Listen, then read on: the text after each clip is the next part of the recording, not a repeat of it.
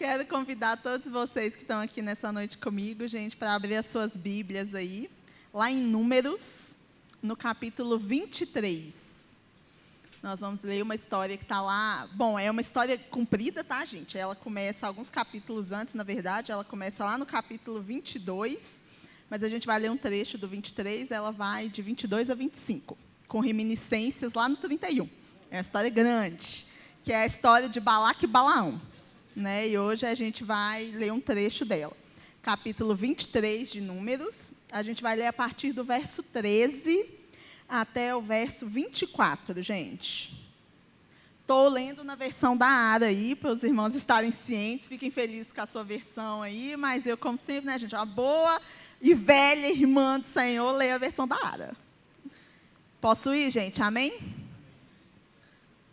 A palavra do Senhor diz assim para nós. Então Balaque lhe disse: rogo-te que venhas comigo a outro lugar, donde verás o povo. Verás somente a parte mais próxima dele, e não o verás todo, e amaldiçoa-mo dali. Levou-o consigo ao campo de Zofim, ao cimo de Pisga, e edificou 7 altares, e sobre cada um ofereceu um novilho e um carneiro. Então disse Balaão a Balaque: fica aqui, junto do teu holocausto, e eu irei ao encontro do Senhor. Encontrando-se o Senhor com Balaão, pôs-lhe na boca a palavra e disse: torna para Balaque, e assim falarás. Vindo a ele, eis que estava junto do holocausto, e os príncipes dos moabitas com ele. Perguntou-lhe, pois, Balaque: que falou o Senhor?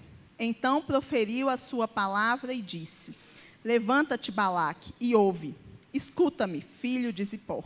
Deus não é homem para que minta, nem filho do homem para que se arrependa. Porventura, tendo ele prometido, não o fará? Ou tendo falado, não cumprirá? Eis que para abençoar recebi ordem. Ele abençoou, não o posso revogar. Não viu iniquidade em Jacó, nem contemplou desventura em Israel. O Senhor, o seu Deus, está com ele. No meio deles se ouvem aclamações ao seu rei. Deus os tirou do Egito. As forças deles são como as do boi selvagem, pois contra Jacó não vale encantamento, nem adivinhação contra Israel. Agora se poderá dizer de Jacó e de Israel: que coisas tem feito Deus? Eis que o povo se levanta como leoa e se ergue como leão. Não se deita até que devore a presa e beba o sangue dos que forem mortos. Até aqui, gente, só para contextualizar, eu vou lembrar para os irmãos aí a história do Balaque e do Balaão. O povo de Israel passou 40 anos peregrinando pelo deserto, né, gente? A gente sabe. Mas Deus tinha feito uma promessa para esse povo, que eles adentrariam a terra prometida e ocupariam o lugar das nações de Canaã. Né, uma série de povos ali, Deus prometeu aquela terra para eles e disse que eles, então, teriam posse daquela terra. O povo, depois de peregrinar no deserto, chega às portas ali próximo do Rio Jordão, às portas de Jericó, e começa, então, a guerrear com esses povos para cumprir a promessa que Deus tinha feito. E aí eles começam a vencer alguns desses reis, como o rei de Esbom. E aí eles estão acampados, neste momento aqui, diante da terra dos moabitas e dos midianitas. Já na entrada, próximo do Jordão, para depois seguir Jericó e toda a história que a gente sabe quando eles atravessam o Jordão. Moisés está aqui próximo do fim da sua vida, quando esse evento acontece. Então esse pessoal está ali, depois de já ter guerreado algumas guerras, do lado de cá do Jordão e vencido essas guerras. Aí eles acampam ali, então, de frente do reino de Moabe, e Balaão era o rei de Moabe. Aí, obviamente, que Balaão fica o quê?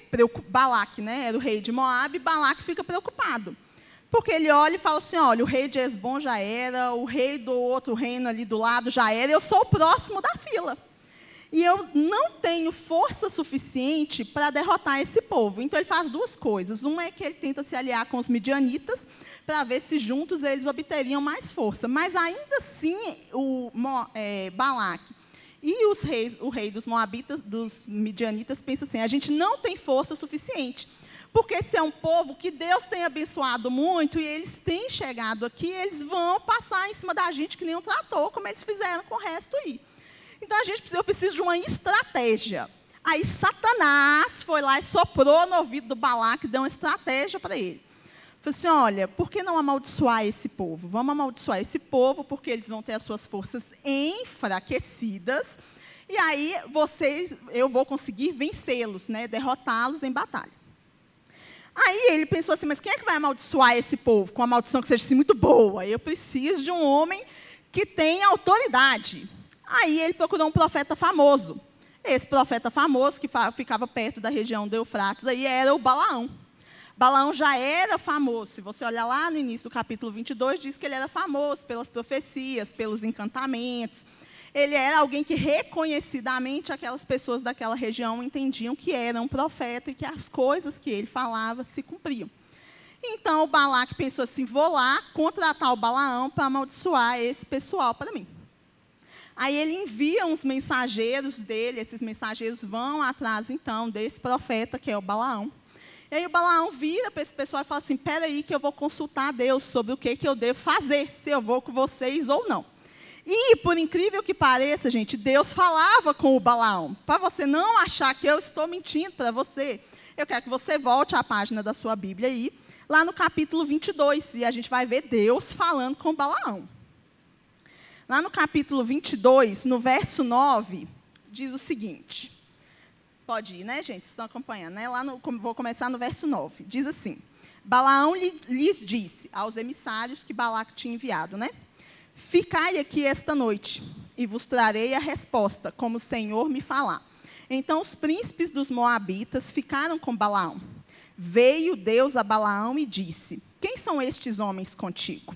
Respondeu Balaão a Deus, Balaque, rei dos moabitas, filho de Zipó, os enviou para que me dissessem, eis que o povo que saiu do Egito cobre a face da terra. Vem agora, amaldiçoa-mo, talvez eu possa combatê-lo e lançá-lo fora.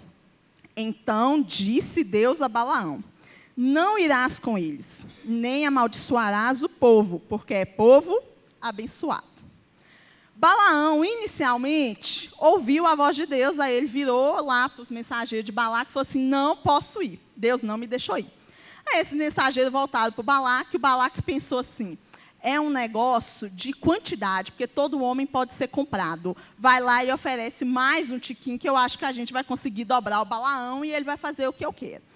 Aí eles voltaram, o Balaão falou assim, fica aqui de novo que eu vou ver se dá para dar uma negociada com Deus ali. Porque Deus já tinha falado que não. Ele sabia que Deus tinha falado que não. Mas eles voltaram com uma oferta boa, eram muitas riquezas, era muita honra, era um lugar de destaque lá no reino do Balaque. Aí ele pensou assim, não custa nada, né, eu tentar fazer Deus mudar de ideia. Aí ele ora, de novo, mesmo sabendo que a resposta de Deus era para ele não ir. Aí ele ora e recebe uma resposta de Deus falando assim, você quer ir, então você vai. Aí ele pegou e foi. Aí no meio do caminho ele estava indo na jumentinha dele, quando de repente a jumentinha ficou doida. Entendeu? A jumentinha para um lado, ia para o outro, não queria ir, estava encostando ele no meio das pedras, no meio do paredão, e ele batia na jumenta para um lado, batia na jumenta para o outro lado, e pensava assim, nossa, que animal burro. Até que a jumenta falou com ele. E aí é a minha transliteração, tá, gente? A jumenta está falando assim, burro é você. Porque eu estou aqui tentando salvar a sua pele, porque o anjo do Senhor está ali, ó, com a espada para te matar por causa da sua insensatez, e eu estou tentando livrar a sua vida, porque você está sendo muito contumaz naquilo que o Senhor falou que era para você não fazer.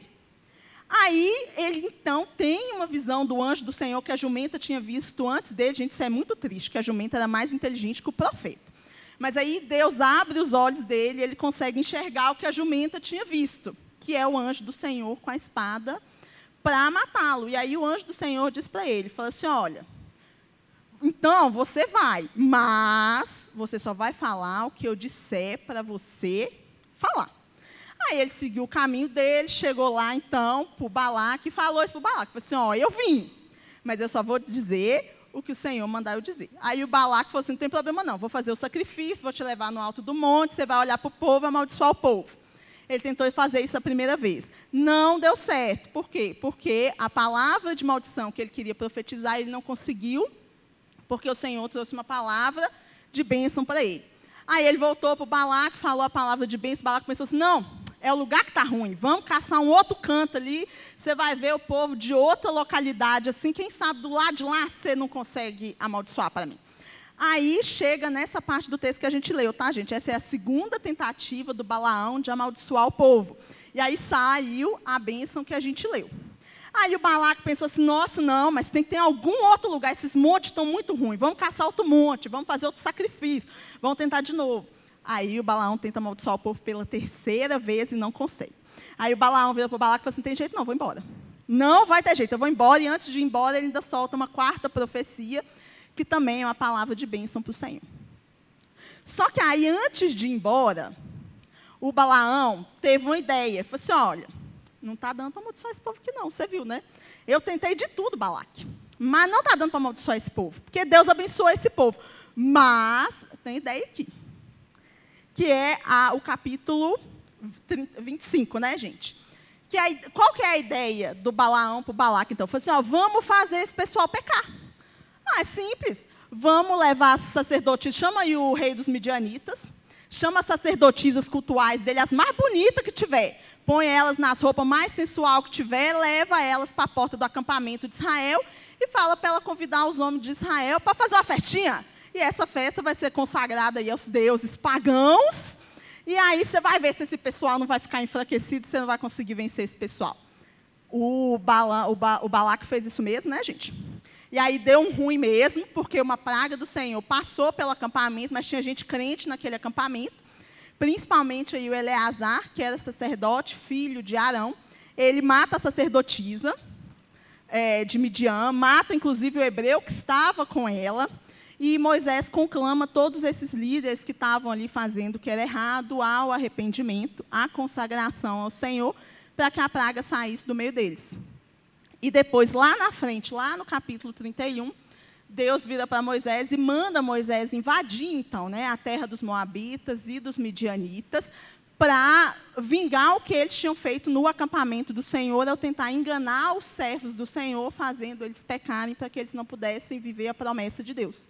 E aí, então, os israelitas vão, né, e eles ganham essa batalha e matam o pessoal, incluindo Balaão. Né? Balaão é morto lá no capítulo 31, então, de Números. Essa é a história, gente. Todo mundo acompanhou a história comigo aí do Balaão com o Balaque, né?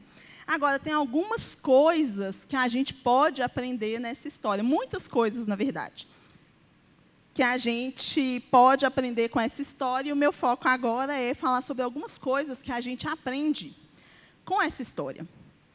A primeira coisa que a gente aprende com essa história, gente, é que não vale a pena a gente tentar negociar com a palavra que Deus deu para a gente. Né? Quando a gente chega lá na frente, a gente vê Samuel falar isso para Saul.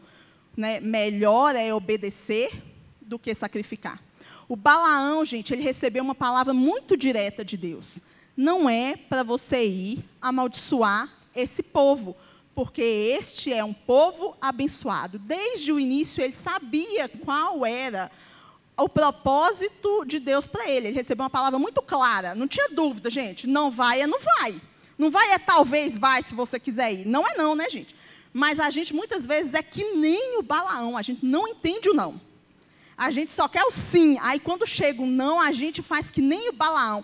Poxa, vou orar de novo. Vou tentar dar uma negociada. Quem sabe Deus não muda de ideia? A primeira coisa dessa bênção aqui, gente, é que diz que Deus não é homem para que minta, nem filho de homem para que se arrependa. Deus não muda de ideia. Deus tem plano B não, viu, gente? Ele é soberano, os propósitos dele não têm plano B. Mas o Balaão, ele foi tão tentado por aquilo que Balaque estava oferecendo para ele, pelo conforto, pela riqueza, pela fama, pela honra, por todas as comodidades que ele teria, que ele achou que valia a pena negociar a palavra que Deus disse para ele. E aí, por causa disso, ele ficou famoso mesmo, viu, gente? A Bíblia cita Balaão mais vezes do que cita Maria, mãe de Jesus, por exemplo. Tem 59 citações no texto bíblico só sobre esse cara. Mas eu quero mostrar para você qual que é a fama que ficou para ele. E aí, se você vier comigo aqui em 2 Pedro, lá no capítulo 2, a gente vai ver qual que era a fama de Balaão. 2 Pedro, capítulo 2, a partir do verso 15. Pode ir, gente? Eu vou ler só 2 versos. O 15 e o 16 diz assim, de 2 Pedro, capítulo 2.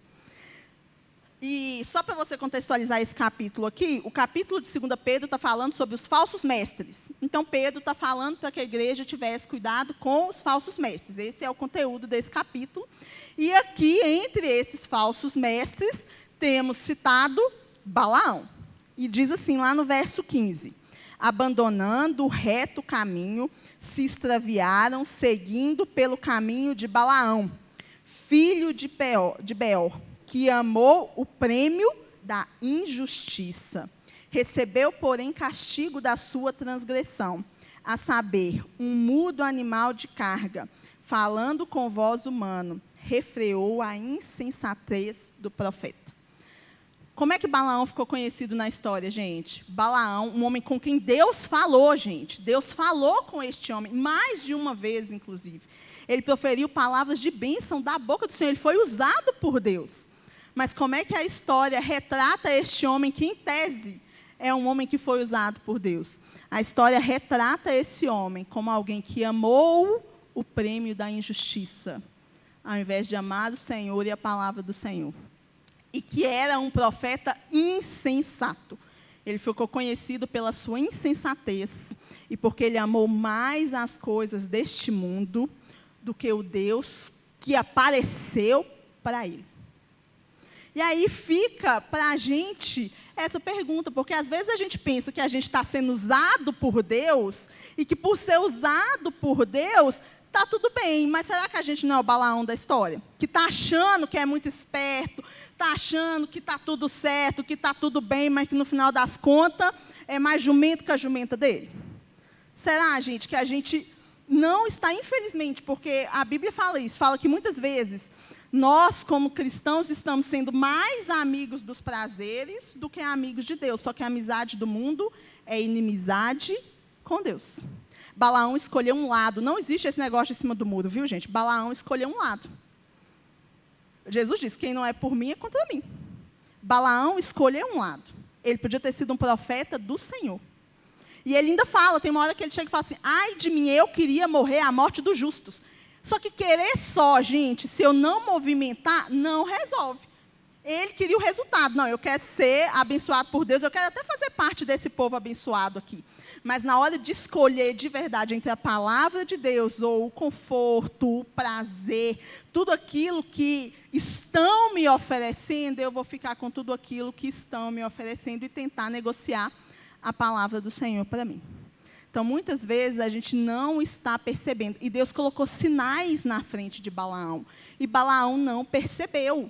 Quer dizer, ele ficou lá, gente, tentando ir, quando não era para ele ir. A jumenta não queria ir de jeito nenhum e ele não estava entendendo. Mas Deus já tinha falado para ele, para início de conversa, que não era para ele ir. E ele estava insistindo naquilo que Deus tinha falado para ele que não era, sabendo que ia dar ruim. E sabe por que Deus... Porque fica parecendo, acho que pode parecer contraditório, assim, né? Porque Deus primeiro falou para ele, não vai, depois falou, vai. Mas a questão é que Deus falou, não vai. E ele chegou para negociar. Deus olhou e falou assim, você quer ir então? Então vai. Porque eu já conheço o seu coração. Mas era o desejo de Deus que ele fosse? Não, mas Deus usou ele? Usou. Porque a maldição que ele tinha para trazer, Deus transformou em bênção. Mas no coração dele, ele amou o prêmio da injustiça. Ele queria amaldiçoar a gente. Tanto ele queria amaldiçoar que, quando a maldição não deu certo, ele usou uma estratagema para que Balaque obtivesse o fim. Por quê? Porque se Balaque obtivesse o fim, ele obteria o fim. Ele receberia tudo aquilo que Balaque prometeu que ia dar para ele, se aquele povo fosse, de fato, enfraquecido. Então, é por isso que a Bíblia diz que ele amou o prêmio da injustiça. Um homem com quem Deus falou pessoalmente, mas que preferiu negociar a palavra de Deus por causa do amor às coisas deste mundo. É a primeira coisa que Balaão ensina para a gente sobre como não ser. E ele ensina para a gente, o que vão falar da gente depois que a gente morrer, gente? Lá na frente, o que vão falar da Vanessa? O que vão falar de cada um de nós aqui? Será que vão lembrar da gente que nem o Balaão?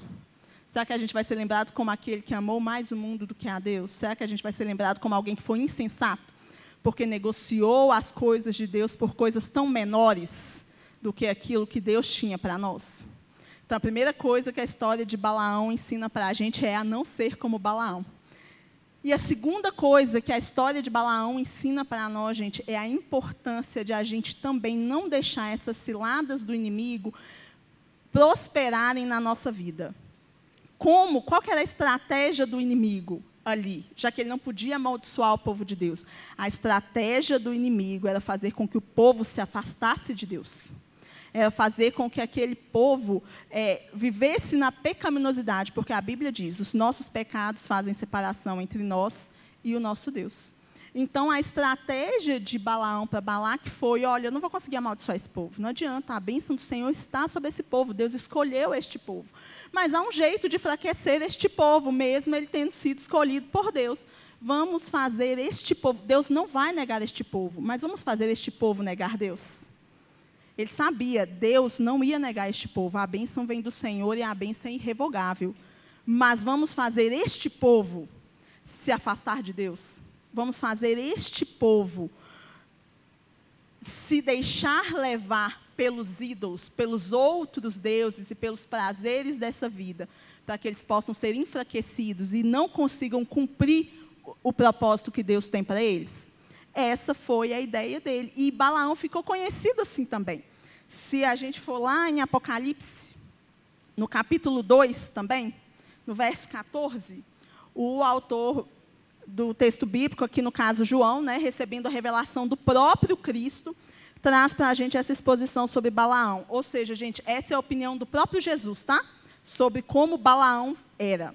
E aí, isso está lá no capítulo 2, 14, que trata da carta do Senhor Jesus para a igreja de Pérgamo.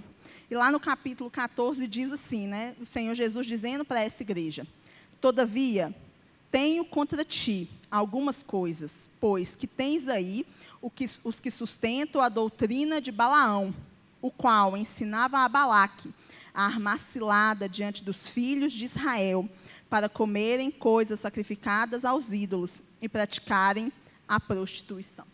Essa é a opinião de Jesus sobre Balaão. Agora, imagina, gente, se Jesus tivesse uma opinião para dar a nosso respeito, qual seria a opinião de Cristo sobre nós?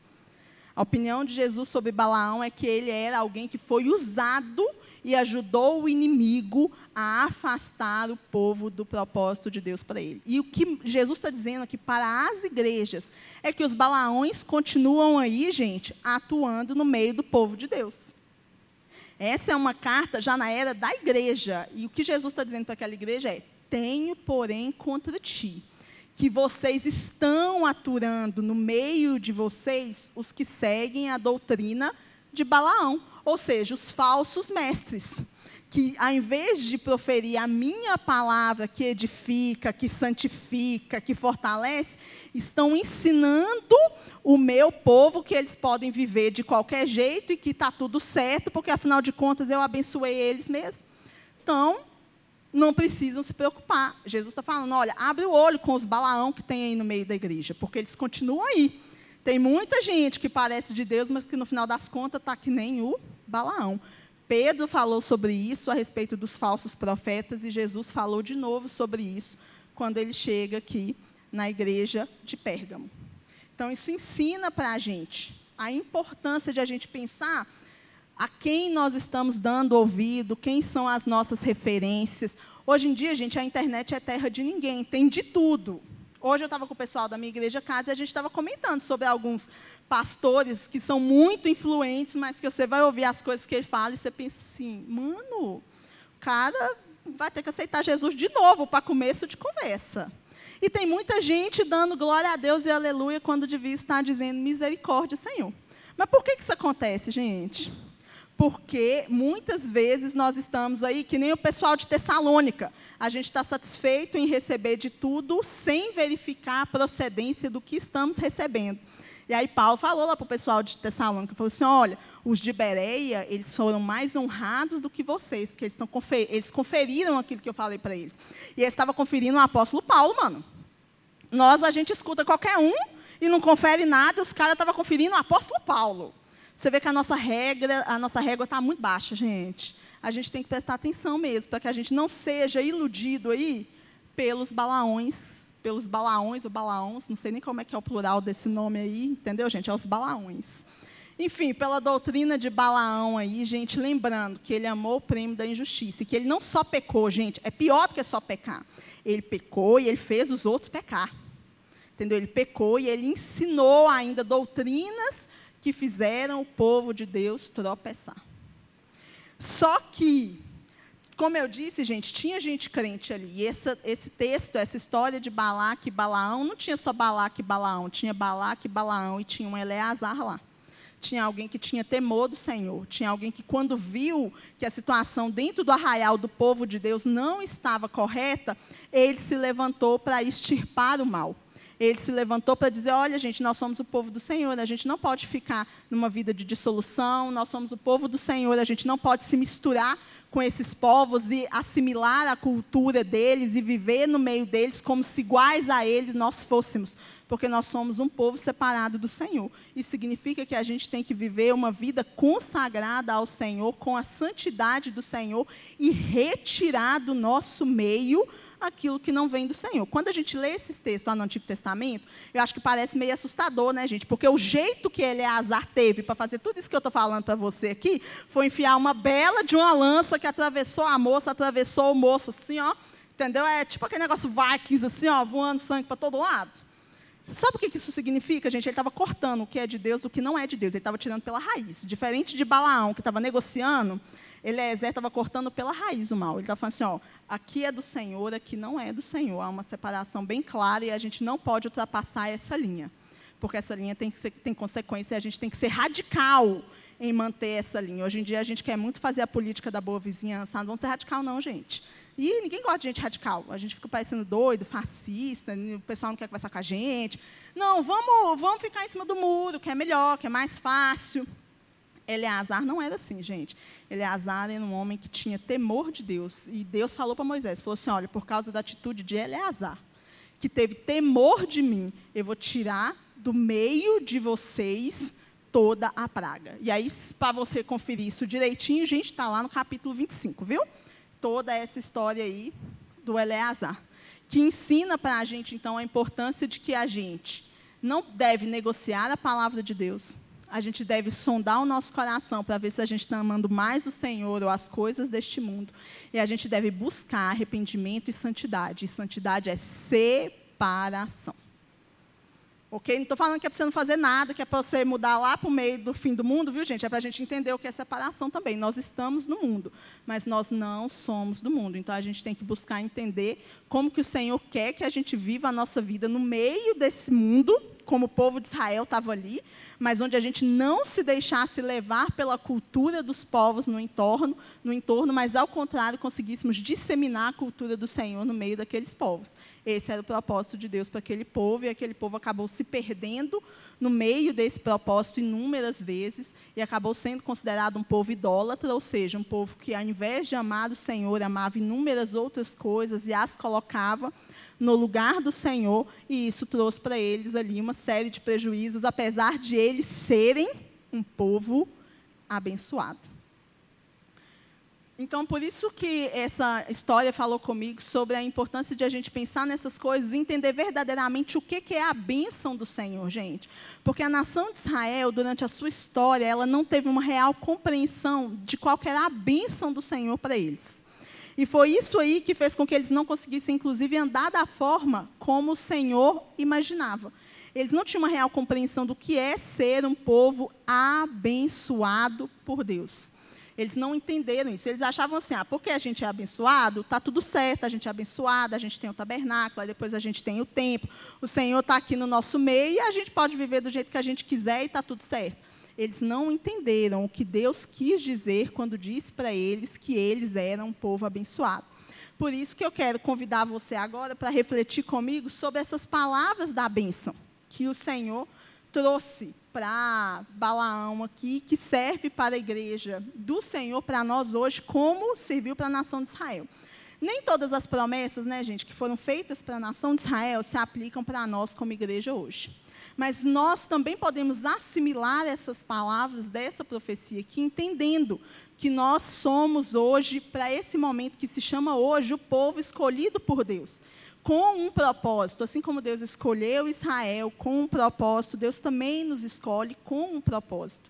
Então, nós podemos aprender com essas palavras qual que é a bênção que o Senhor tem para nós como povo de Deus e como que a gente pode viver as nossas vidas, entendendo realmente o que é ser um povo abençoado pelo Senhor. E para fazer isso, eu quero que quem está com a Bíblia aí, volte comigo aqui no texto, para a gente prestar atenção direitinho aqui na situação. Vamos começar lá no verso da bênção mesmo. Só ver aqui, gente, qual que eu quero. No 19. Vamos ler primeiro o 19. Onde começa efetivamente a bênção, tá, gente? A bênção começa aqui no 19 e diz: Deus não é homem para que minta, nem filho de homem para que se arrependa. Porventura, tendo ele prometido, não o fará? Ou tendo falado, não o cumprirá? A primeira parte da bênção aqui para Israel, gente, engraçado, ela não foca em Israel. A bênção foca no caráter de Deus. Deus começa falando a respeito do seu próprio caráter. É uma bênção sobre a nação de Israel. Mas o que ela está falando? Que Deus não é homem para que minta, nem filho do homem para que se arrependa. E que aquilo que Deus prometeu vai se cumprir. Então, qual que era o motivo da bênção da nação de Israel? O fato de que Deus tem um caráter que não muda. E eles podiam se firmar no caráter de Deus. Essa era a segurança daquele povo. A segurança daquele povo era os seus próprios méritos? Não, aquele povo errou demais. A segurança daquele povo era as circunstâncias? Não, a segurança daquele povo estava estabelecido no caráter de Deus. Porque Deus não é homem para que minta, nem filho do homem para que se arrependa. E as promessas de Deus têm nele o sim e o amém. Então, eles estavam firmados na rocha. Jesus diz isso para os seus discípulos. Ele diz: aquele que ouve as minhas palavras e pratica é como um homem que está firmado na rocha. E que rocha é essa, né, gente? Os católicos aí fizeram toda uma confusão quando Jesus vira para Pedro e fala: e tu és Pedro, e sobre esta rocha edificarei a minha igreja. O que é a rocha? É a confissão de Pedro. Tu és o Cristo, o Filho do Deus vivo. Quem que é a rocha, gente? É Jesus. Ele é a rocha inabalável que firma os nossos pés. Então, o que o próprio Deus está dizendo aqui, por intermédio de Balaão, é que, porque Deus não é homem para que minta, nem filho de homem para que se arrependa, aquele povo podia confiar que eles iam entrar na terra prometida e que não tinha nada que Balaque pudesse fazer para mudar aquilo. Nada que Balaque fizesse ia fazer o povo não entrar na terra. Por quê? Porque Deus prometeu para eles que eles iam entrar. E Deus não muda de ideia. Deus não tinha um plano B. Ah, se der errado aqui, eu vou tentar. Deus não tinha um plano B, gente. Deus é Senhor soberano sobre a vida daquele povo de Israel. Deus sabia tudo que ia acontecer com eles, do início ao fim. Deus sabe tudo que vai acontecer na minha vida, do início ao fim. A Bíblia diz que antes que a gente nascesse, a gente foi formado desde o ventre da nossa mãe com um propósito estabelecido por Deus para cada um de nós. Nós não estamos firmados nas circunstâncias, nem nos nossos próprios méritos, mas no próprio caráter do Deus que nos fez a promessa. Então, se Deus falou, a promessa dele para nós vai se cumprir. Porque ele não é homem para que minta, nem filho de homem para que se arrependa. E a bênção do Senhor não pode ser revogada. É o que ele fala lá no final, né? Ou tendo falado, não o cumprirá. Eis que para abençoar, recebi ordem. Ele abençoou, não o posso revogar. Então, aquele povo era abençoado, porque Deus prometeu que estaria com eles e que cumpriria as suas promessas na vida deles. É isso que faz de mim e de você uma pessoa abençoada, gente. Não é porque a gente é melhor do que os outros, não é porque a gente não peca, não, é porque o Senhor nos escolheu. A Bíblia diz, lá em Efésios, diz, aqueles que escolheu, também predestinou para serem conformes à imagem do seu Filho. O Senhor nos escolheu e Ele nos abençoa com um propósito. E se nós entendermos quem nós somos, a nossa posição em Deus, a gente vai conseguir viver esse propósito do Senhor para cada um de nós. A bênção continua, então, e ela continua lá no capítulo 21, com uma expressão que eu acho até engraçada. Se a gente olhar o capítulo 21, diz assim: não viu iniquidade em Jacó, nem contemplou desventura em Israel. O Senhor, seu Deus, está com ele. No meio dele se ouvem aclamações ao seu rei. Essa parte da bênção começa dizendo que Deus não viu iniquidade em Jacó. Mas qual que é o nome de Jacó, gente? Enganador. O nome de Jacó é aquele que engana os outros. Jacó, antes de se tornar Israel, né, ele era o enganador. E aqui está dizendo que Deus não viu iniquidade em Jacó. Mas como é que pode Deus não ter visto iniquidade em Jacó quando ele era um enganador desde sempre, gente?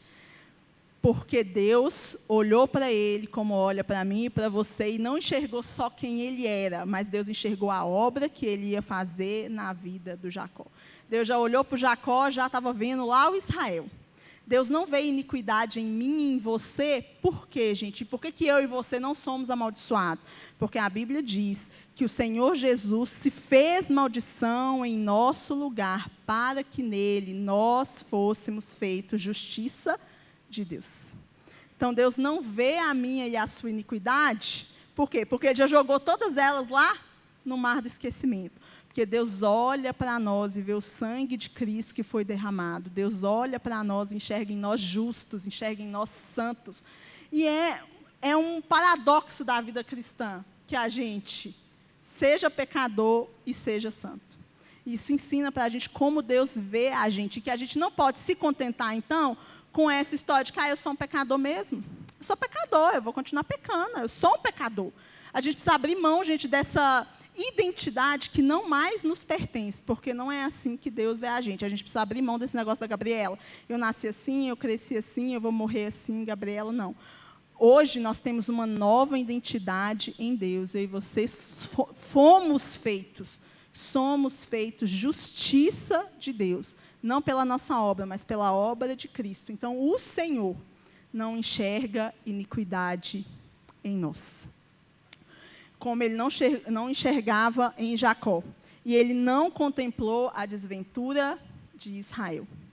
Assim é comigo e com você. Então, nós podemos nos apropriar dessa bênção do Senhor para as nossas vidas, entender quem nós somos agora em Cristo como novas criaturas, que temos que viver como essas novas criaturas que nós efetivamente somos. E aí, nesse mesmo verso, ainda continua dizendo, né, nessa bênção: o Senhor, seu Deus, está com ele. No meio dele se ouvem aclamações ao seu rei. A bênção que eles tinham, gente, era porque o Senhor estava no meio deles. Por que eles não conseguiriam ser vencidos? Por que eles não conseguiriam ser destruídos? Por que eles não... eles obteriam as promessas, porque o Senhor, o seu Deus, estava no meio deles. A bênção é que eles eram o povo de Deus. O Senhor, Deus de Israel, o Deus de Abraão, Deus de Isaac, Deus de Jacó, o Deus de Israel. O Senhor estava no meio daquele povo. E essa era a maior bênção deles, que o Senhor estava no meio deles. E não apenas o Senhor tabernaculava entre eles, né? O tabernáculo era justamente esse símbolo da presença de Deus no meio do seu povo, e o símbolo de que Deus tabernacularia, né, entre nós. É algo que aponta para a própria encarnação de Cristo, e também para o fato de que nós somos feitos morada do Espírito Santo.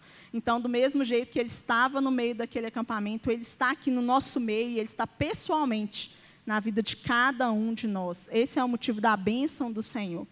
E Ele não estava só, de qualquer forma, diz que Ele estava e que se ouvia naquele acampamento aclamações ao seu rei. Ele era o rei de Israel, o verdadeiro rei de Israel. E esse era o motivo da bênção daquele povo. O que um rei faz, gente? O que um reinado faz? Ele estabelece, primeiro, a identidade. Quando você faz parte de um reino, você tem uma identidade. Você é súdito de um reino. Você é cidadão de um reino. Isso te dá direitos e te dá deveres, que outra pessoa que é estrangeiro não tem. Então, aqui, esse povo tinha uma identidade específica dada por Deus para eles. Uma identidade que, inclusive, eles rejeitaram em determinado momento, porque eles já tinham um rei, quando eles pediram outro rei. Mas já havia um rei no meio deles, um rei que queria dar para eles uma identidade, fazendo parte daquele reino que Deus queria construir, que seria um reino diferente de todos os reinos no entorno. Um rei também te dá o quê? Direção. Um rei serve para governar. O governo te dá o quê? Direção, te dá proteção, te dá provisão e governa. Ou seja, o rei manda. Então, se o rei realmente reinasse sobre Israel, eles viveriam as bênçãos, se eles aceitassem não só o favor do rei, mas o governo do rei. Muitas vezes o povo de Israel queria o favor de Deus, mas não queria o governo de Deus. Mas a bênção pressupunha que o Senhor estaria no meio deles como rei, como aquele que deveria efetivamente governar aquele povo. Além disso, a bênção continua dizendo: Deus os tirou do Egito. As forças deles são como as do boi selvagem. Então, outra bênção é que aquele povo era escravo e, graças à promessa do Senhor, que se cumpriu na vida deles, uma promessa feita muito antes, inclusive, né, desde que foi feita a Abraão, essa promessa se cumpriu na vida deles e Deus os tirou da escravidão para a liberdade. Eles eram escravos, mas a bênção do Senhor os fez ser livres. E essa liberdade fazia com que eles fossem fortes. O Senhor os fez livres da escravidão e os fez fortes, como um boi selvagem. Quem é que... Gente, eu sou do interior, né? Então, como eu sou do interior, eu já vi vários rodeios. Gente, não sei se vocês já viram rodeio, eu já vi um rodeio. Um rodeio é uma coisa muito engraçada, porque quando você vê um rodeio, você entende o que é um boi selvagem, gente. Um boi selvagem, quando o boiadeiro ele vai para o rodeio, qual que é a intenção? É ver quanto tempo ele consegue ficar em cima daquele boi. E alguns segundos já é muito tempo, gente. 30 segundos em cima de um boi selvagem é ser tipo um herói. Nossa, você ganha, porque a maioria das pessoas fica 8 segundos, 10 segundos, 15 segundos. Por quê? Porque você não consegue, porque a força dele é tão forte que ela sobrepuja a força de quem tenta montar nele. E aí, quando Deus vira e fala assim, porque esse povo é como um boi selvagem, quer dizer o quê, gente? Que eles seriam muito mais fortes que os seus inimigos. Que os seus inimigos não conseguiriam prevalecer contra eles. Eles poderiam até tentar. Durante determinado tempo, eles poderiam até achar que estavam conseguindo, mas não conseguiriam, porque aquele povo era forte, a ponto de não ser subjugado pelos seus inimigos. Assim, devemos ser nós como povo de Deus. Nós fomos libertos da escravidão e fomos feitos fortes. Isso significa que a gente não deve se deixar vencer pelo nosso inimigo, gente. E o nosso inimigo aqui não é só o diabo. Nosso inimigo é o diabo, nosso inimigo é o sistema desse mundo, nosso inimigo é a nossa própria carne. Então, quer dizer que se eu e você fomos livres da escravidão do pecado, e se eu e você somos feitos fortes, o pecado não domina sobre nós. É por isso que diz que o Espírito Santo nos dá como virtude, lá dentro das virtudes que fazem parte da força, né, do fruto do Espírito Santo, o domínio próprio. Ou seja, eu sou mais forte do que aquilo que tenta me dominar. Não é, ai, coitado de mim, eu não consigo parar de pecar porque eu sou um pecador mesmo. Está fora da bênção do Senhor, você não entendeu o que Cristo fez por você. Porque Ele te libertou e te fez forte o suficiente para você dizer não. Quem é um escravo, gente? Um escravo é aquele que faz o que o seu Senhor manda ele dizer, não é? Um escravo não tem a opção de dizer não. Então, se você não consegue dizer não para os seus desejos e para os seus impulsos, você não é livre, você é escravo. Porque o livre tem condição de dizer não. Quer dizer que a gente nunca vai cair? Vai sim, gente, mas quer dizer que justamente porque, é como eu falei a história do boi selvagem, de vez em quando o boi selvagem consegue até ser controlado, mas aquilo é momentâneo na vida dele. Não tem um boiadeiro que consegue ficar em cima de um boi se ele for selvagem. Ele vai ficar por pouco tempo, mas o boi vai sobrepujá-lo e ele vai cair. Assim tem que ser o pecado na nossa vida. Entendeu? A gente não pode se contentar com, eu sou pecador mesmo, então eu vou ficar assim, e o Senhor já me abençoou mesmo, Ele sabe que eu sou assim mesmo, eu estou salvo mesmo, eu vou para o céu mesmo, então está tudo certo. É agir como a nação de Israel, que não entendeu qual que era a bênção do Senhor sobre a vida deles. Não entendeu que essa bênção pressupõe que eles tinham força para derrotar os seus inimigos, porque o Senhor estava no meio deles e daria essa força. Então, essa força não era deles, gente, é a primeira coisa. Eu preciso ver que é uma sequência. De onde que vinha essa força? Do agir de Deus no meio deles, porque o Espírito do Senhor estava ali no meio deles. Então, o que dá para mim e para você essa força para a gente resistir? É a atuação do Espírito Santo na nossa vida. Porque realmente não é na minha força e não é na sua força. Se a gente ficar na minha força e na nossa força, a gente não vai vencer. De onde que vem essa força? Porque aqui diz que Deus os fez como boi selvagem. Não foi eles que fizeram eles mesmos. Foi Deus. Foi algo que Deus deu a eles como bênção e que deu a mim e a você como bênção. E a gente pode se apropriar dela e pedir ao Senhor para que produza em nós aí essa virtude do fruto do Espírito Santo, para que a gente consiga entender que nós somos livres e que nós somos fortes. E aí outra coisa, continuando no texto aqui, no verso 23 diz: pois contra Jacó não vale encantamento, nem adivinhação contra Israel. Agora se poderá dizer de Jacó e de Israel: que coisas tem feito Deus? Então, a última coisa que diz aqui é que sobre as tendas daquele povo não valia encantamento. Isso aqui ensina uma coisa para a gente também, gente, porque tem gente que às vezes tem uma ideia de que nós estamos no meio de uma guerra espiritual, cósmica, em que há uma equiparação de forças. Nós estamos no meio de uma guerra espiritual mesmo, gente. Mas não existe uma equiparação de forças. Não é aquele negócio do yin e yang, que o pessoal fala como se fossem forças antagônicas, mas equivalentes em poder. Isso não existe, não, gente. Por quê? Porque Deus é criador, Satanás é criatura. Então, Martinho Lutero falava isso. Ele falava assim, até o Satanás é o Satanás de Deus, porque nem Satanás vai onde Deus não permite que ele vá. Quando Satanás quis encostar na vida de Jó, Satanás teve que pedir permissão para Deus. Ele não chegou lá e fez o que ele quis, porque ele era poderoso e fazia tudo o que ele queria. Não, ele teve que ir no limite da permissão que Deus deu para ele. Porque, olha só, quem ordena a bênção e a maldição é Deus. Não é o diabo, não. Quem é que ordenou a maldição contra o povo de Israel? Foi Deus. Vai lá ler Deuteronômio 28. Eis que ponho diante de ti a bênção e a maldição. Quem é que falou isso? Deus. O diabo, ele é um instrumento, sim. Mas ele não tem poder. Às vezes as pessoas ficam botando muito, ficam levando muita moral de Satanás. Fica assim, entendeu? Naquele negócio como se fosse uma guerra equiparada. Não é uma guerra equiparada, gente. Satanás já entrou no ringue perdedor. Porque a Bíblia diz que nós somos mais que vencedores. Ele já entrou no ringue perdedor e você já entrou no ringue vencedor. Se você tiver uma postura condizente com a promessa do Senhor sobre a sua vida e confiar na capacitação do Senhor sobre a sua vida.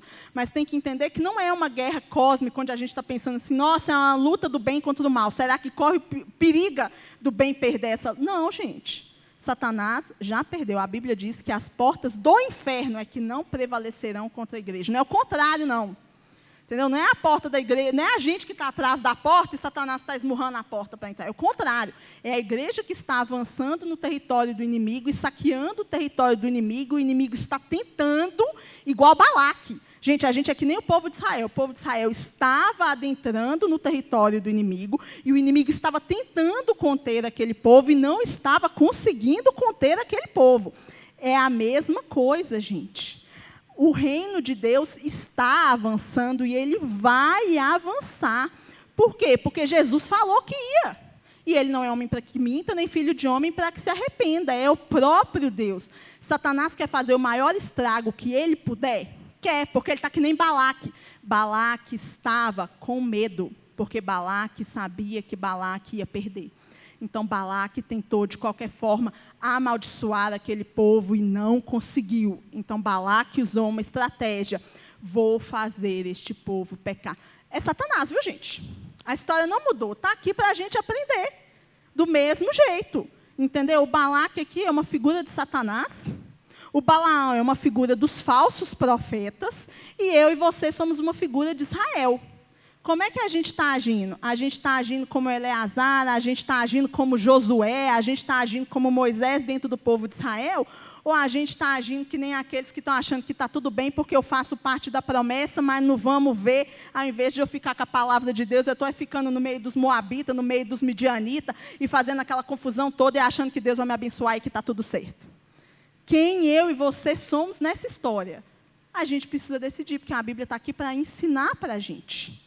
Essa história é uma história ilustrativa e muito elucidativa para a gente. Por isso que Balaão é citado lá no Novo Testamento, como eu mostrei para você, e ele é citado, identificado com os falsos mestres, para a gente entender que essa história aqui é muito atual, é a história da minha e da sua vida hoje. O Senhor tem uma promessa para mim e para você. E nós vamos chegar lá e viver o cumprimento dessa promessa. Agora, qual que é a nossa postura enquanto nós estamos vivendo aqui, peregrinando nessa terra e indo em cumprimento à promessa de Deus para nós?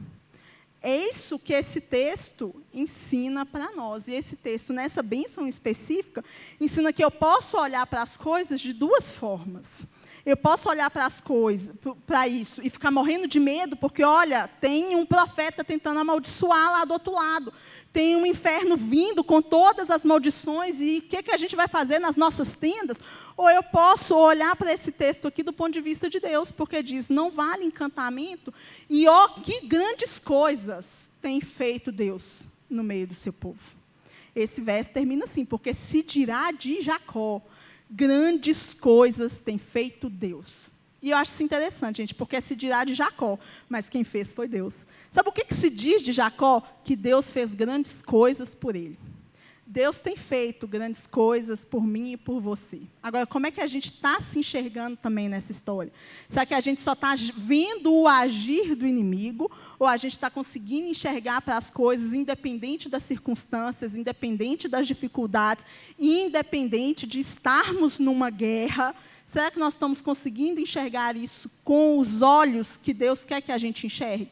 Que é enxergando que grandes coisas Deus tem feito no meio do seu povo. Que grandes coisas Deus tem feito no nosso meio. Nós fomos chamados com um propósito. Deus nos escolheu com um propósito e Deus nos abençoou. E a maldição não vale contra nós. E a gente precisa ficar esperto, porque já que o inimigo não pode nos amaldiçoar, ele vai trazer ciladas na nossa frente para nos afastar de Deus e do propósito de Deus para nós, que é o que essa história mostra para nós. Então, se tem Balaque, se tem Balaão, tem que ter Eleazar. Tem que ter gente que tem temor de Deus, tem que ter gente que tem compromisso com Deus. Eu e você somos quem no meio do arraial de Israel? Essa história aqui, como eu disse, ela tem mais de 2 personagens. Glória a Deus que ela tem o Eleazar, ela tem o Moisés, ela tem o Josué. E eu e você temos que olhar para essa história e nos apropriar da bênção do Senhor para nós, mas entendendo que a bênção do Senhor para nós, ela exige de nós uma posição quando a gente entende o que é realmente ser um povo abençoado do Senhor. Porque a gente quer muitas bênçãos, né, gente? A gente falou assim, nossa, falou que é a bênção, todos nós queremos a bênção do Senhor. Mas o que efetivamente é ser alguém abençoado por Deus? Às vezes a gente pode estar até entendendo as bênçãos de forma errada, como o povo de Israel entendeu as bênçãos de forma errada. Mas essa bênção aqui, ela começa do início ao fim, tendo Deus no centro. A bênção de Israel era o próprio Deus. A bênção de Israel era o caráter de Deus, a fidelidade de Deus, a bondade de Deus, a soberania de Deus, a presença de Deus no meio deles, a capacitação de Deus e as obras de Deus. A bênção de Israel era o Senhor, o seu rei. E por causa disso se ouvia aclamados de vitória, de júbilo, de adoração.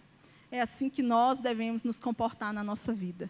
Né, buscando entender o que é ser um povo abençoado do Senhor, porque eu e você somos mesmo.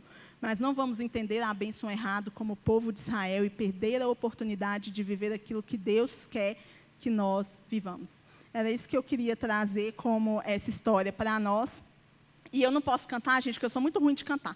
Eu queria até ter combinado isso com o pessoal que canta, porque tinha uma musiquinha antiga que ela falava um negocinho assim, ela falava assim, por todo lado Sou abençoado em tudo que eu faço, sou abençoado. E aí ela fala, toda sorte de bênçãos o Senhor preparou para mim. E em todas as coisas eu sou mais do que vencedor. Isso é uma verdade, gente. Se a gente tiver uma postura condizente com entender isso, que por todo lado nós somos abençoados e que toda sorte de bênçãos em Cristo Jesus, bênçãos espirituais, o Senhor preparou para nós. E em todas as coisas, nós somos mais do que vencedores por meio daquele que nos amou e se entregou por nós, para nos fazer povo santo, geração eleita, povo de propriedade exclusiva de Deus. Essa é a nossa bênção. Amém?